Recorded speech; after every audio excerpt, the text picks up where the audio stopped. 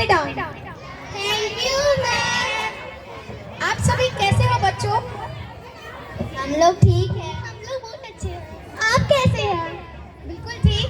और आज हम लोग क्यों ना एक ऐसे टेस्ट लें। आप सभी अपने दादा दादी या नाना नानी से तो प्यार करते ही होंगे। Yes ma'am.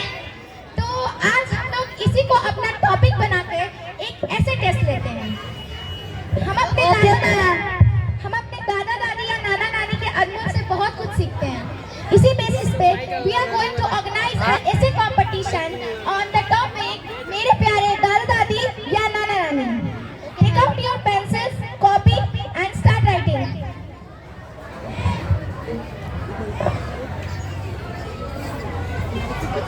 Hey, why are you cheating?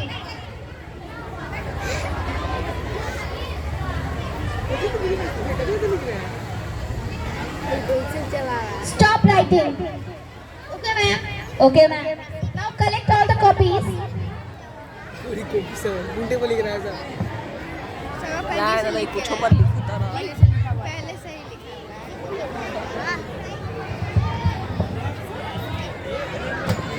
बराबर मोट कॉपी सब है So class is over. So I will show your scores tomorrow. Thank you.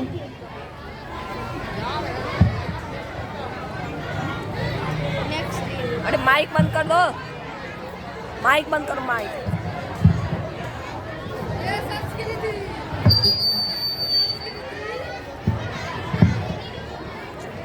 Ten years after.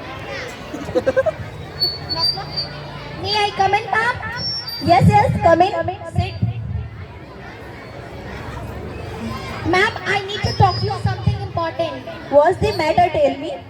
I have taken the test in class 7. Yeah? Not test, it's a essay writing competition in which I have given the topic मेरे प्यारे दादा दादी या नाना नानी. Okay. All the students done very well. But when I checked the copy of Diksha, I was shocked. What happened? I can't tell you. You should have to see it. What has she written exactly? Let me see. भाई zoom मारे थे Missing. I think that is a major issue. But first of all, we should talk to Diksha. Okay? Yeah, I also think so.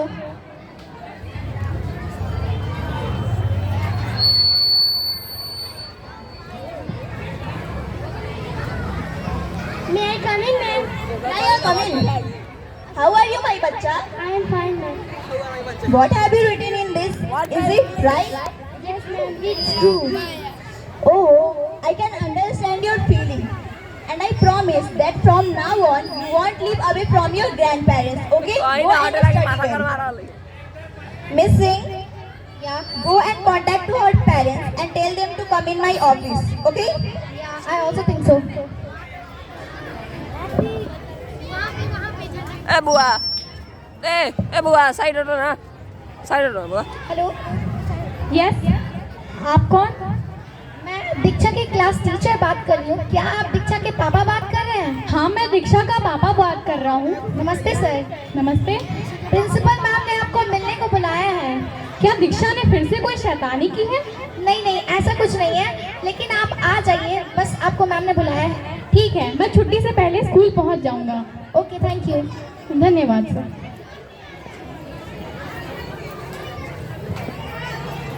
बस इतना ही है कम ही होता आई है तो दी लगी था और जाओ अभी स्कूल में आना यूज नहीं है। ए बउआ क्या मैं अंदर आ सकती हूँ? आप कौन? जी, मैं दीक्षा का पापा हूँ। हाँ, आइए प्लीज बैठिए। नमस्ते। जी नमस्ते। हाड़ में गए लोग क्या दीक्षा ने फिर से कोई शैतानी की है? अरे नहीं, दीक्षा तो बहुत ही सुलझी हुई ची है, उसने कोई शैतानी नहीं की है। दरअसल बात ऐसी है कि हमारे स्कूल में एक नया रूल बनाया है और उसी रूल से रिलेटेड मुझे आपसे एक बात करनी है।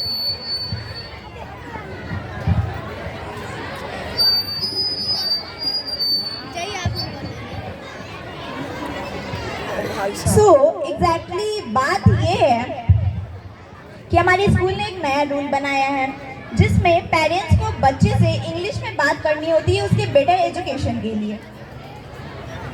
आप तो ये जानते ही होंगे कि मैं बचपन से ही हिंदी माध्यम के स्कूल में पढ़ा हूँ। मेरे लिए तो ये बहुत मुश्किल है क्योंकि मुझे इंग्लिश बोलनी भी नहीं आती।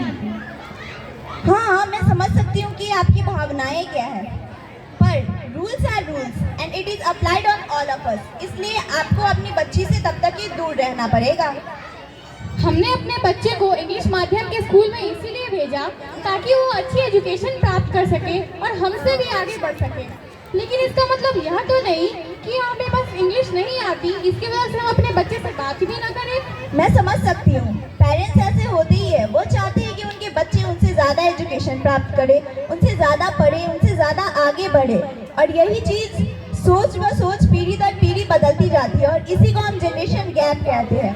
पर मुश्किल तो यह है कि दो पीढ़ियों के बीच मुश्किल ये है, जनरेशन गैप नहीं, मुश्किल तो जनरेशन ब्रिज है जो जनरेशन बनने नहीं देती। आप जो भी कह रहे हो मुझे कुछ समझ नहीं आ रहा। अच्छा, मैं आपको समझाती हूँ। चलिए आप पहले मेरे सवालों का जवाब दीजिए। हाँ? क्या आपके माता पिता जब घर से बाहर चले जाते थे कहीं दोस्त के यहाँ तो क्या आपको भूखा छोड़ देते थे? थी या फिर मुझे साथ में ही ले जाती थी। अच्छा, तब तो आपके जमाने में इन्वर्टर भी नहीं था, तो आप जब पढ़ाई करती थी रात को तो क्या आपको आपकी माँ घर के बाहर ही छोड़ देती थी? नहीं, मेरी माँ तो मेरे रात भर जाग कर पंखे करा करती थी। अच्छा, तब तो आपके पापा आपको दवाई दिलवाते ही नहीं होंगे जब आप बीमार पड़ते होंगे। नहीं, उस समय तो मेरे पापा खाना भी नहीं खा पाते थे।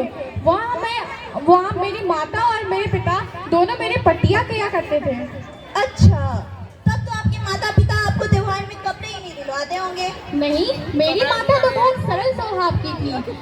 वो मेरे को हमेशा कपड़े, खिलौने सभी दिलाया करती थी। दरअसल बात ये है कि मैं आपको कुछ समझाना चाहती हूँ, पर आप ये पढ़िए तब आपको समझ आएगी कि मैं आपको क्या समझाना चाहती हूँ और आखिर बात क्या है।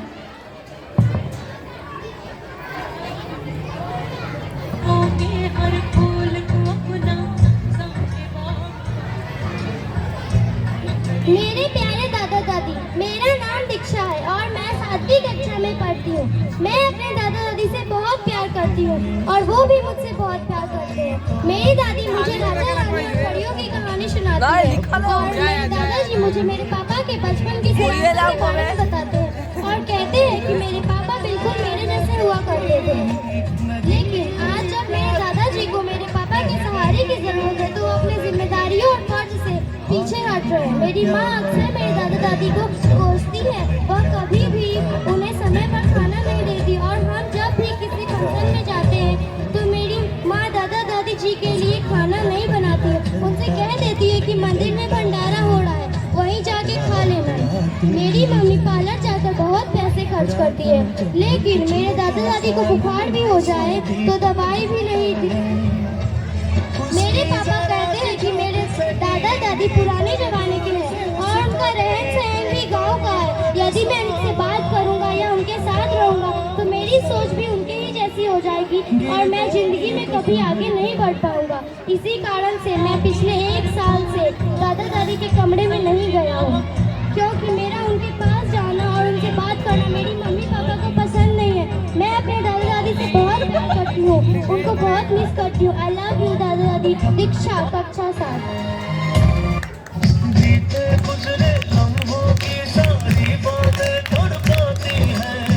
आपने जो अभी बोला मुझे अब सब समझ में आ गया। बात ऐसी है कि जो छोटे बच्चे होते हैं वो तो कच्ची मिट्टी से बने होते हैं। जिस आकार में हम माता पिता, हम गुरुजन से ढालना चाहते हैं उसी आकार में वो बड़े होते हैं, उसी आकार में उन्हें संस्कार मिलता है। इसलिए मैं आशा करती हूँ कि मैं आपको जो बात समझाना चाहती थी आप समझ गए हैं। हाँ, जाने अनजान में मेरे और मेरी बीवी से जितनी भी गलतियाँ हुई उसके लिए मैं माफी चाहती हूँ।